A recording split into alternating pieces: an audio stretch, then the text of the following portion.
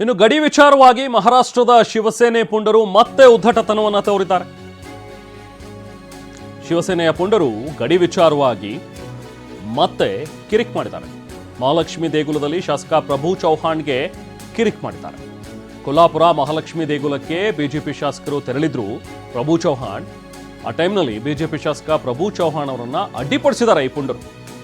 ಶಿವಸೇನೆ ಮುಖಂಡ ವಿಜಯ್ ದೇವಣೆ ಅವರ ನೇತೃತ್ವದಲ್ಲಿ ಇದ್ದಂಥ ಒಂದು ತಂಡ ಅಲ್ಲಿ ನಿಮ್ಮನ್ನ ಒಳಗೆ ಹೋಗೋದಕ್ಕೆ ಬಿಡೋದಿಲ್ಲ ಅಂಥೇಳಿ ಕಿರಿಕ್ ಮಾಡಿದ್ದಾರೆ. ಅಧಿವೇಶನದ ವೇಳೆ ಮಹಾಮೇಳಾವ್ಗೆ ಅವಕಾಶ ಕೊಡಬೇಕು ಅಂಥೇಳಿ ಅವಕಾಶ ಕೊಟ್ಟಿಲ್ಲ ಮಹಾಮೇಳಾವ್ ನಡೆಸೋದಕ್ಕೆ.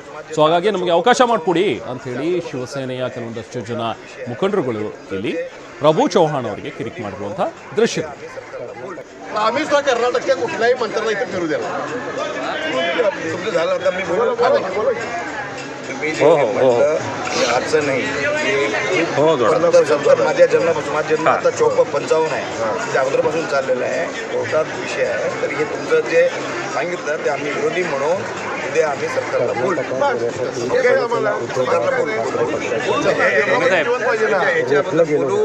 लोकशाही जिवंत पाहिजे.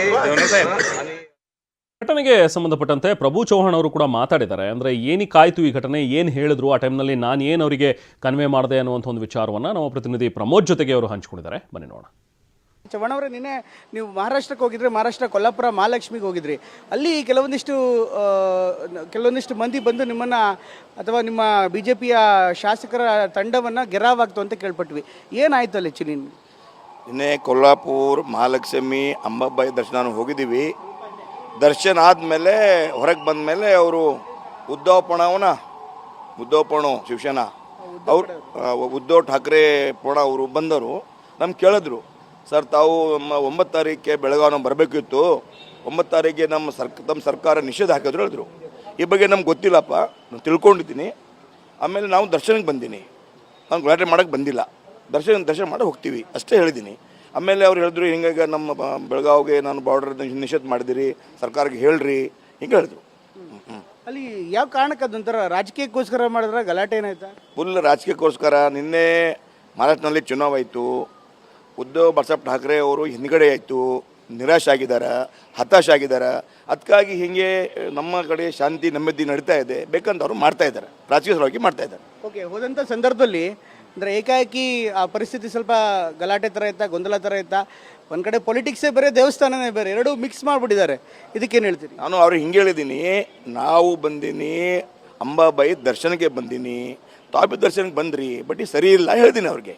ಅವರು ಜಾಸ್ತಿ ಜನ ಇದ್ದಿಲ್ಲ, ಬಟ್ ಮೀಡಿಯಾ ತಗೊಂಡು ಬಂದರು, ಹೈಲೈಟ್ ಸಲುವಾಗಿ ರಾಜಕೀಯ ಸಲುವಾಗಿ ಮಾಡ್ಯಾರ. ಓಕೆ, ಅವ್ರ ಬೇಡಿಕೆ ಏನು ಕಾರಣ? ಅಂದರೆ ಇಲ್ಲಿ ಮಹಾರಾಷ್ಟ್ರ ಏಕೀಕರಣ ಸಮಿತಿ ಪ್ರಸ್ತಾಪ ಮುಂದಿಟ್ಟಿದ್ದು, ಅದಕ್ಕೋಸ್ಕರ ಸಪೋರ್ಟ್ ಕೊಡ್ರಿ ಅಂತ ಹೇಗೆ? ಅವರು ಬೆಳಗ್ಗೆ ಏನು ಹೇಳಿಲ್ಲ, ಅಷ್ಟೇ ಹೇಳಿದ್ರು, ನಾವು 9 ತಾರೀಕಿಗೆ ಬೆಳಗಾವಿಗೆ ಬರಬೇಕಿತ್ತು, ತಮ್ಮ ಕರ್ನಾಟಕ ಸರ್ಕಾರ ನಿಷೇಧ ಹಾಕಿ ಹೇಳಿದ್ರು ಅಷ್ಟೇ. ಹಾಗಾದ್ರೆ ನಾನು ನಮಗೆ ಈ ಬಗ್ಗೆ ಗೊತ್ತಿಲ್ಲಪ್ಪ, ತಿಳ್ಕೊಡ್ತೀನಿ, ಹೇಳ್ತೀನಿ, ಬಟ್ ನಾನು ಅಂಬಾಬಾಯಿ ದರ್ಶನ ಬಂದೀನಿ ಅಷ್ಟೇ ಹೇಳಿದ್ದೀನಿ. ಸರ್, ಕೊನೆಯದಾಗಿ ಇದೆಲ್ಲ ಡೆವಲಪ್ಮೆಂಟ್ಗಳನ್ನು ನೋಡ್ತಾ ಇದ್ರೆ ಯಾರೋ ಬೇಕು ಅಂತ ಪ್ರವೋಕ್ ಮಾಡಿಸಿರೋದು ಅನ್ಸುತ್ತೆ ಅದಲ್ಲ? ನಾನು ಹೇಳ್ತೀನಿ, ಮಹಾರಾಷ್ಟ್ರನಲ್ಲಿ ಚುನಾವ್ ಆಗಿದೆ.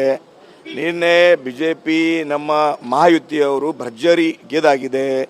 ಉದ್ಧವ್ ಠಾಕ್ರೆಗೆ ಏಕದಮ್ ಏನಾದ್ರು ಹಿಂದ್ಗಡೆ ಆಗಿದೆ, ಅದ್ ಕಡೆ ಹತಾಶೆ ಆಗಿದ್ದಾರೆ. ಅದಕ್ಕಾಗಿ ಅವರು ಹಿಂಗೆ ಕತೆ ಮಾಡ್ತಾ ಇದ್ದಾರೆ.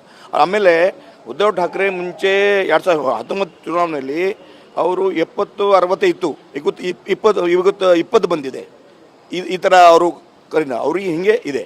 ಅದಕ್ಕಾಗಿ ಅವ್ರು ಹಿಂದ್ಗಡೆ ಆಗಿದೆ, ಅವರಿಗೆ ಹತಾಶೆ ಆಗಿದೆ ಅಂತ ಮಾಡ್ತಾ ಇದ್ದಾರೆ. ಥ್ಯಾಂಕ್ ಯು, ಧನ್ಯವಾದ.